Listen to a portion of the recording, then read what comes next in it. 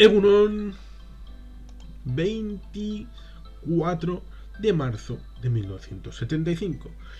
En España, en el transcurso de las guerras carlistas, Alfonso XII se pone al frente del Ejército del Norte.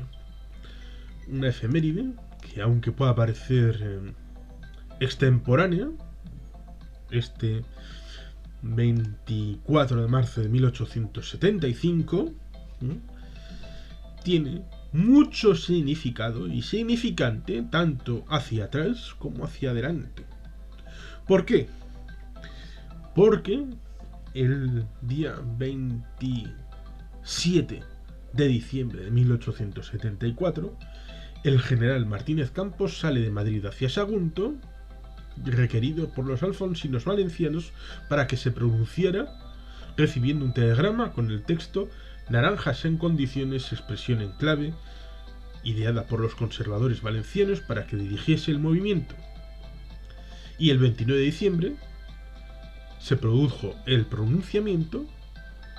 para la restauración borbónica y el fin del sexenio democrático y de la Primera República. Sexenio democrático que se produjo con el pronunciamiento aquel en el que participó, entre otros, el almirante Topete, con la primera Constitución democrática de 1868, que destronó a la emperatriz de mi general bonito Serrano y del arroz con pollo que le gustaba tanto, la emperatriz Isabel II, casada por el mariconzón, el señor... ¿Cómo era? ¿Cómo era el señor marido? Mejor nos olvidamos de aquel que en la noche de bodas dijo Isabel que tenía más enaguas y más encaje puesto que ella misma. Pero daba igual porque él tenía sus relaciones con hombres y ella tenía sus relaciones con quien quería, porque para algo era la reina.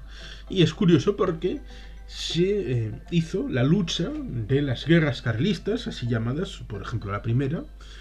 para que ella pudiera reinar, porque era la hija no esperada del señor Fernando VII. Con todo aquel rollo de la ley sálica, no ley sálica, con un argumentario muy interesante que conviene acercarse respecto a lo que pasó a finales del siglo XVIII con una monarquía que en sus orígenes lejanos, la monarquía hispánica, permitió el reinado de mujeres como en la lucha aquella entre Juana la Beltraneja e Isabel de Castilla o Juana la Loca, que no estaba loca, y mucho menos por amor. Pero luego se hizo aquello de la ley sálica para una cosa traída de Francia, como no, para tratar de impedir que Carlos María Isidro, Carlos de Borbón, fuera el heredero de su hermano. Pues eso fue el origen de la Primera Guerra Carlista entre el año 1933, la muerte de Fernando VII, y 1940, el abrazo de Vergara y todo aquello, aunque después hubo una Segunda Guerra Carlista en los años 40-50, en la zona del Maestrazgo. Fundamentalmente fue una guerra carlista del ámbito catalán, y luego una tercera en el año 1972, 73, 74, 75. Se desarrolló hasta el año 1876, durante 4 años, entre el 72 y el 76. Como vemos, después trataron de traer un nuevo rey, que fue el señor Amadeo de Saboya, que duró muy poco, entre otras razones porque mi general bonito, el señor Serrano, que tiene la mejor calle de Madrid, conspiró y acabó asesinando, como el libro aquel de Paco Pérez Avellán acerca del asesinato del general Prim, que se negó a seguir participando en la invasión de México, sobre todo cuando el origen de la conquista, es decir, la reparación de unos dinerillos fue hecho sobre todo a británicos y españoles, quedándose únicamente los franceses, que además del dinero lo que querían era la instauración de una monarquía con el señor Maximiliano, de la rama austracista, en México, en los años en los que los Estados Unidos estaban metidos en la guerra de secesión en los años 60, en el primer quinquenio de los años 60 del siglo XIX. Pues 2 días antes de la llegada de Amadeo de Saboya, el general Prim, que era su valedor y primer ministro, fue asesinado en las calles de Madrid. Con lo cual estaba solo y Amadeo de Saboya tuvo la mala circunstancia de que vio cómo Palacio se levantaba a las 11 de la mañana y él tenía que levantarse, bueno, él se levantaba antes, en un horario europeo, y acababa desayunando en una cafetería de Madrid. Casi acabó como después en la Primera República, que cuando se acabó pirando, uno de los últimos presidentes, en un año hubo varios presidentes de la República. Qué cosas más curiosas. Acabó como el Rosario de la Aurora, aquella Primera República. Acabó enviando un telegrama desde París diciendo que estaba hasta los cojones de todos nosotros. Afortunadamente él se incluyó en él, en todos nosotros. Pues el señor Amado de Saboya dijo, bueno, ahí os quedáis con vuestro mierda de país. Bueno, pues en aquel momento el señor Cánovas del Castillo trataba de hacer un movimiento para la restauración monárquica, pero bien hecho, es decir, ¿no?, como habían hecho con Amadeo Saboya, que hubo una votación en el Congreso de los Diputados para la votación de la nominación del nuevo heredero. El señor Alfonso XII sería posteriormente, era, por tanto, el hijo de Isabel II,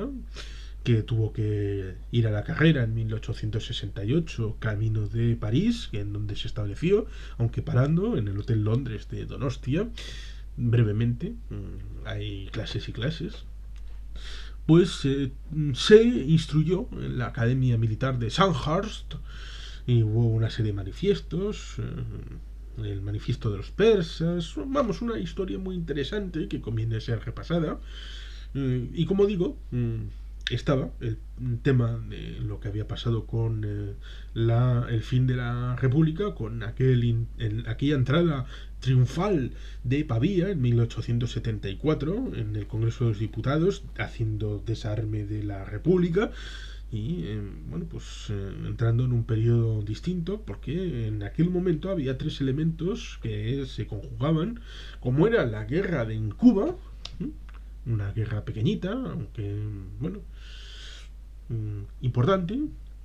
evidentemente la guerra carlista, que ya lleva 2 años, y las guerras cantonales, con el cantón de Cartagena entrando en guerra con Almería, vamos, aquí un Cristo de la leche. Una historia prolija y muy interesante, y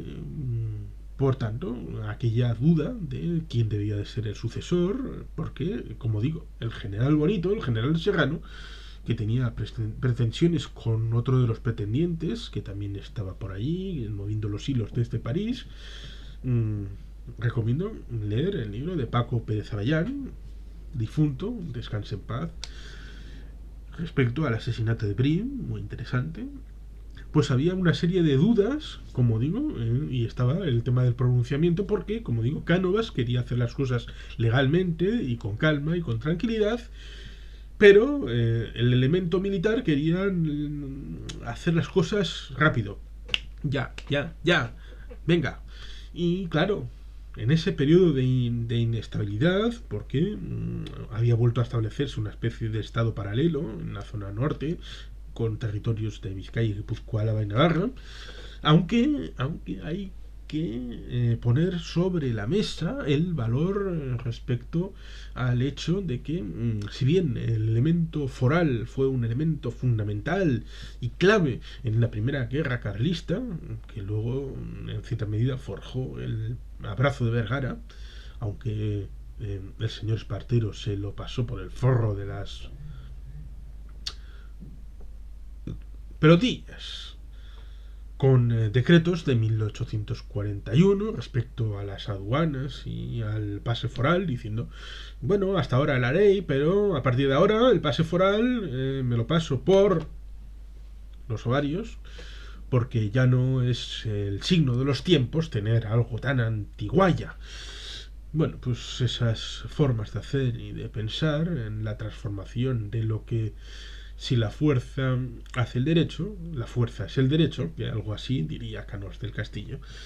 pues había una cierta duda respecto al rey, y en ese momento, en la guerra carlista, la tercera, era más bien una guerra de religión respecto a la religión católica, aunque, y sobre todo tras la batalla Somorrostro, en la que con el ejército, con el rey Alfonso XII en cabeza, pues se hizo una dejación de funciones respecto a ese tan amorosamente amado sistema foral respecto a Vascongadas y Navarra, como se decía en la época. Y se hizo una derogación foral en ese año 1876, es decir, un año después de esa toma en liderazgo del ejército del norte para tratar de derrotar a esos malvados carlistas. Durante 10 años, entre 1876 y 1886, a los victoriosos liberales, entre comillas, porque de liberales pues, yo creo que en España no ha habido, o si ha habido, pues ha habido personales individuales, pero como colectivo no ha habido partido liberal que se llame realmente como tal, porque los liberales auténticos en Europa se crearon en torno a ideas de ir contra la aristocracia, contra el totalitarismo, una idea de antimonarquismo, de un cierto republicanismo cívico, ir contra el centralismo, unas ideas que es curioso porque en España la familia liberal la crea una de las infantas en 1832. El Partido Liberal lo crea una infanta desde Palacio. ¿Cómo te quedas? Y desde esos polvos, estos lodos posteriores. Pues tenemos ese hecho en el que en los territorios vascos a los vencedores se les da una exención de impuestos de 10 años. Y con esa eliminación, con un ejército de ocupación, el heredero del ejército del norte, 40.000 soldados españoles acantonados en Vascongadas para tratar de mantener y someter al pueblo vasco a la recién conquistada libertad. Pues en el año 1878 acabaron por en febrero, el 28 de febrero de ese año 1878, se acabaron de concretar un instrumento que en principio debía de ser provisional, impuesto por la fuerza, como fue el sistema de concierto y de cupo, como un elemento en el que aún con 40.000 soldados acantonados en tierra vasca no tenían ni un solo dato de los contribuyentes vascos, porque habían tenido una plantilla impositiva completamente distinta y solamente había una contribución voluntaria, como por ejemplo la contribución voluntaria en las guerras marruecas en los años 60 del siglo XIX. Por lo tanto, no tenían la posibilidad de asumir cualquier carga impositiva, y aún así a las diputaciones transigentes, en principio nombradas a dedos de Madrid, fueron capaces de negociar ese sistema nuevo, provisional, en principio para solo 8 años, que terminaba casualmente el mismo año en el que terminaban las exenciones para los vencedores de la guerra, es decir, 1886. y con ese recuerdo de la guerra carlista y todos los elementos que confluyen en este día en el que Alfonso XII se pone en marcha con el liderazgo del Ejército del Norte de 1875, con todos los elementos de la Primera, Segunda y Tercera Guerra Carlista, las guerras en Cuba, el cantolanismo, Amadeo de Saboya, lo que pasó en el sexenio democrático, la salida de la madre de Alfonso XII de la difunta Isabel II, todo ese humus que genera desasosiego, como para poner en riesgo la paz en Vascongados, pues la señora ¿era María Cristina o María Eugenia? Siempre me equivoco entre las dos. Y aquella canción de María Cristina, Me quiere gobernar, pero yo le llevo la corriente. Bueno, no sé si es la de la tercera o de la primera guerra carlista. Cosas de no interesarme demasiado la trama de los Borbones, a pesar de tener un origen inequívocamente navarro, pero bueno, son cosas que pasan. Pues esta convenció en cierta medida y fue decisiva para que el gobierno de España de entonces tuviera bien renegociar una ampliación del sistema aquel provisional impuesto, pero bueno, de que porque al fin y al cabo lo que querían, los dos objetivos fundamentales de todo aquello era la leva de las quintas, que por fin los soldados vascos fueran al servicio militar obligatorio y que contribuyeran sostenidamente en periodicidades a las cargas tributarias y presupuestarias del sistema español. Y esas dos cosas las consiguieron, y por tanto, si había una fórmula en la que no hubiera que establecer permanentemente un sistema de ejército de conquista en tierras vascas, porque había necesidades del ejército en otras partes, aunque lo recaudaran ellos, si la primera de las obligaciones era pagar ese cupo al Estado, pues hombre, pues se podía ceder en eso de que... Y en el año 1886 se produce esa primera prórroga del sistema de concierto y cupo, que fue una de las consecuencias de esta efeméride de marzo del año 1875, respecto a ese momento de duda respecto a Alfonso XII y respecto a esa posible disrupción, porque esa restauración borbónica estaba cogida con pinzas, como digo, y por tanto podía ser discutida y discutible, y por tanto pues era un momento de cambio y de zozobra en ese final, ese cuarto final, desde 1875 hasta 1898-99, en el que cuajó ese desastre final de la monarquía hispánica y que bueno, pues tuvo la guerra con los Estados Unidos respecto a Cuba, Filipinas y Puerto Rico. Eran momentos de dificultad en ese malvado y odiado siglo XIX para las Españas, en el que el nacionalismo español acabó teniendo una influencia decisiva en la caída de las Españas y la construcción de la España unitaria, centralista y jacobina, con ese Alfonso XII poniéndose al frente, como por ejemplo lo acabará haciendo el 3 de octubre de 2017 el señor Felipe VI de Borbón y Grecia, poniéndose la camiseta de España y diciendo a por ellos. Es parecido elemento, una misma historia con diferentes protagonistas. Y sin más, eskerrik asko, agur bero bat, beti jelpean.